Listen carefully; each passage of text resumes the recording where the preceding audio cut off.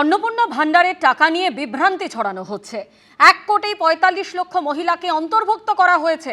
17 থেকে 20 আগস্ট টাকা দেওয়া চলবে। যারা যোগ্য প্রত্যেকের অ্যাকাউন্টে টাকা ঢুকবে, ঘোষণা স্বাস্থ্য প্রতিমন্ত্রী সুমনা সরকারের। যে মহিলাদের মধ্যে একটা বিভ্রান্তিকর এবং নানান রকম গুজব ছড়ানো হচ্ছে যে অন্নপূর্ণা যোজনার টাকা তারা পাবে না, নানান রকমভাবে তাদেরকে বিভ্রান্ত করা হচ্ছে। আমরা বার্তা দিতে চাই তাদেরকে যে অন্নপূর্ণা যোজনা আজকে 17ই আগস্ট সরকার এসেছে, আপনারা জানেন 3 মাস 10 দিন হয়েছে। সেখানে দাঁড়িয়ে 1,80,00,000 আবেদন জমা পড়েছে। সেখানে এই আগস্ট মাসে মহিলাদেরকে অন্তর্ভুক্তি করা হচ্ছে 1,45,00,000। আরও 4 দিন ধরে আমাদের এই টাকা দেওয়ার কাজ চলবে, 17ই আগস্ট থেকে 20 আগস্ট।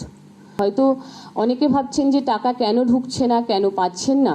আপনারা নিশ্চিন্তে থাকুন, যারা পাওয়ার যোগ্য তাদের প্রত্যেকের অ্যাকাউন্টে টাকা ঢুকে যাবে। আগামীকাল 18 আগস্ট, আগামীকাল আবার 10 লাখ, এভরিডেই কাজ চলবে। 20 আগস্ট পর্যন্ত আমাদের এই প্রসেস চলবে। পুরুলিয়ার মানবাজারে পৌঁছে গেলেন মুখ্যমন্ত্রী শুভেন্দু অধিকারী। সরাসরি আমাদের প্রতিনিধি মনোজ বন্দ্যোপাধ্যায় আমাদের সঙ্গে রয়েছেন। মনোজ, আজ মুখ্যমন্ত্রীর একাধিক কর্মসূচির মধ্যে অন্যতম, আর কিছুক্ষণের মধ্যে তিনি জাইকা জল প্রকল্পের উদ্বোধন করবেন। জেলায় যে সংস্থা হয়েছে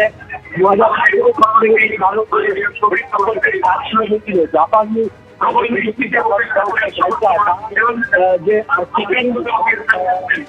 তাদের এবং কেন্দ্রীয় সরকার ও রাজ্য সরকারের আর্থিক সহযোগিতায় মোট 1200 টাকা দিয়ে এই কাজ আমাদের সঙ্গে থাকো। আপনারা দেখতে পাচ্ছেন পুরুলিয়ার মানবাজারে পৌঁছে গিয়েছেন মুখ্যমন্ত্রী শুভেন্দু অধিকারী। জাইকা জল প্রকল্পের উদ্বোধন করবেন আর কিছুক্ষণের মধ্যেই মুখ্যমন্ত্রী। পশ্চিমবঙ্গের শিল্প মানচিত্রে আজ যুক্ত হতে চলেছে নতুন ফলক। পুরুলিয়ার রঘুনাথপুরে অমিত মেটালিক্স লিমিটেড ইস্পাত কারখানার আজ ভিত্তিপ্রস্তর স্থাপন অনুষ্ঠান। আর কিছুক্ষণের মধ্যেই জাইকা জল প্রকল্পের উদ্বোধন করবেন মুখ্যমন্ত্রী শুভেন্দু অধিকারী।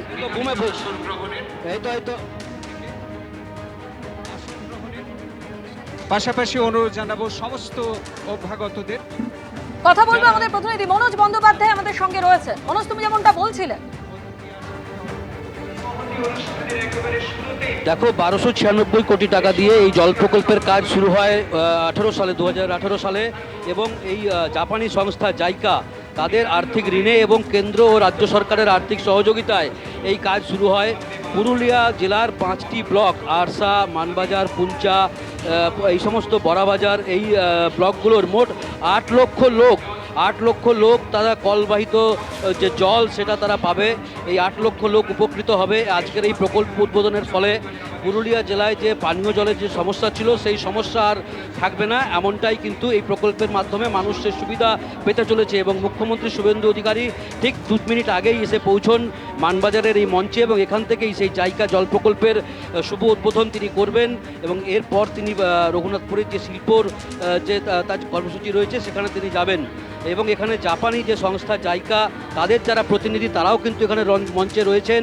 স্থানীয় সাংসদ, বিধায়ক তারা রয়েছেন, সরকারি আধিকারিক যারা জেলার এবং রাজ্যের তারা রয়েছেন। এই 1296 কোটি টাকা জল প্রকল্পের শুভ সূচনা হতে চলেছে কিছুক্ষণের মধ্যেই পুরুলিয়ার মানবাজার থেকে। মনোজ, তুমি আমাদের সঙ্গে থাকো। আপনারা দেখছেন সেই ছবি। পুরুলিয়ার মানবাজারে পৌঁছে গিয়েছেন মুখ্যমন্ত্রী, আর কিছুক্ষণের মধ্যেই জাইকা জল প্রকল্পের উদ্বোধন করবেন শুভেন্দু অধিকারী। অন্যদিকে পশ্চিমবঙ্গের শিল্প মানচিত্রে আজ যুক্ত হতে চলেছে নতুন ফলক। পুরুলিয়ার রঘুনাথপুরে অমিত মেটালিক্স লিমিটেড ইস্পাত কারখানার আজ ভিত্তিপ্রস্তর স্থাপন। এই নিয়ে শিল্পমন্ত্রী কি বলছেন শুনুন।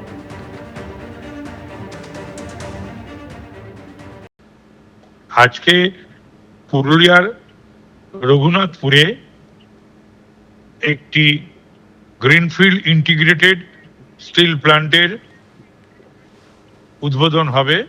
ভিত্তিপ্রস্তর স্থাপন করবেন সম্মানীয় মুখ্যমন্ত্রী শুভেন্দু অধিকারী।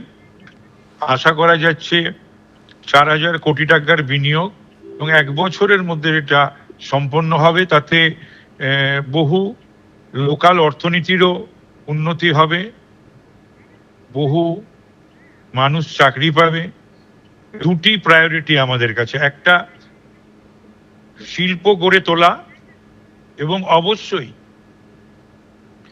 পরিযায়ী শ্রমিকের সংখ্যা কমানো এবং পশ্চিমবাংলার ঘরের ছেলেরা যাতে ঘরে থেকে তাদের যোগ্যতা অনুযায়ী চাকরি পায়, অর্থাৎ এমপ্লয়মেন্ট জেনারেশনটা আমাদের কাছে কিন্তু টপ প্রায়োরিটি। এবিপি আনন্দ, এগিয়ে থাকে, এগিয়ে রাখে।